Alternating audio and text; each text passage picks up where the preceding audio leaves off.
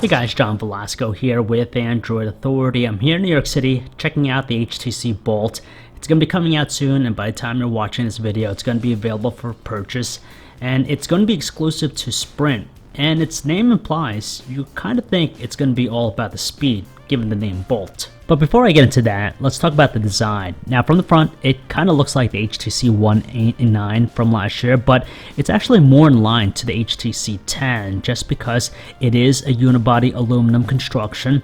And when you look at the back, it has those same very thick cut contoured beveled edges, which gives it a very distinctive look.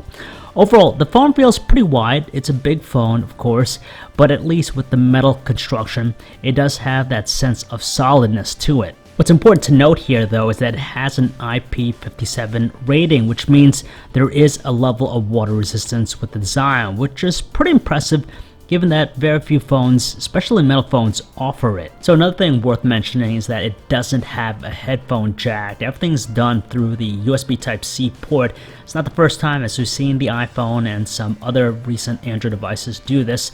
So if you're used to that, you might be bummed about it, but it does come included with this special pair of headphones. Now, it utilizes this HTC Boom Sound audio adaptive technology, so that the headphones themselves will deliver a customized experience just to give it more of an immersive feel and fine-tune it to your specific liking. Now it's named Bolt for a reason, and that's because it's going to be running off of Sprint's LTE Plus network for really fast data speeds. You have 3x20 MHz carrier aggregation support thanks to the Snapdragon X10 LTE modem it's using.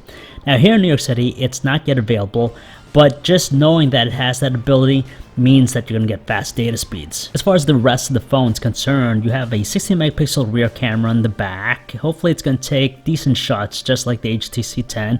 You have the 8 megapixel front facing camera. You have the fingerprint sensor that doubles as the home button for security.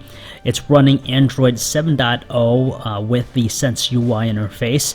And it's powered by a Snapdragon 810 chip with 3GB of RAM. Now you might be scratching your head why they went with the 810 as opposed to something newer like the 820. Now they tell us that this is an updated chipset, so you're not going to run into any sort of heating issues, and seems to be pretty responsive.